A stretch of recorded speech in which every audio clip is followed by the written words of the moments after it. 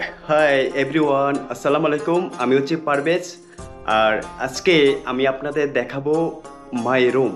So guys, আমি কাতারের মধ্যে কেমন রুমে থাকি সেটা আপনাদের আমি দেখাবো এখন। আর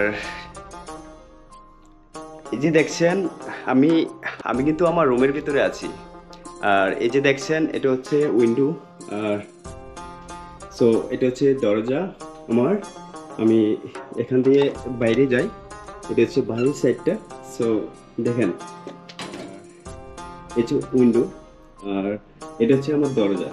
সো আমি এখন রুমে যাব, রুমের ভিতরে প্রবেশ করব। সো প্রত্যেকটা রুমে এখানকার প্রত্যেকটা রুমে 4টি করে বেড থাকে, মানে 4 জন করে থাকে একটা রুমের ভিতরে।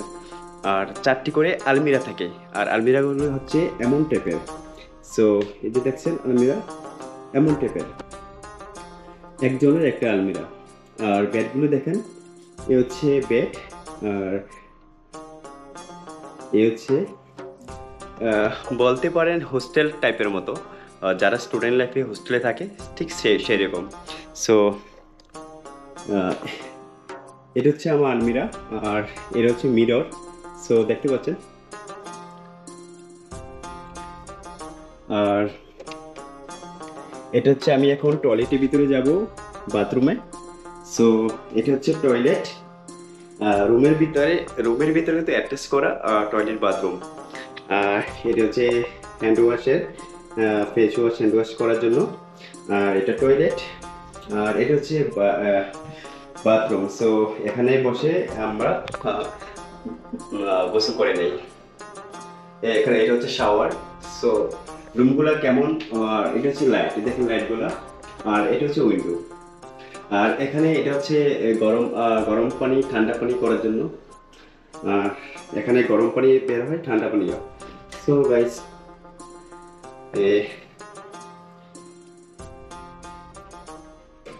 আর প্রত্যেকটা রুমে এরকম করে দুটো লাইট। সো লাইটের এলইডি পাওয়ারগুলো অনেক হাই হয়ে থাকে। সো আর কি দেখাবো। সো প্রত্যেকটা প্রত্যেকটা বেডের সাথে এরকম ডিভাইস, চার্জিং পয়েন্ট থাকে। সো গাইস, এ হচ্ছে মাই রুম এবং কাতারের মধ্যে। সো আপনারা ভালো থাকুন, সুস্থ থাকুন। অবশ্যই আপনারা কমেন্ট করে জানাবেন কেমন রুমটা, কেমন লাগলো আপনাদের কাছে। সো খুদাহাফেজ, বাই।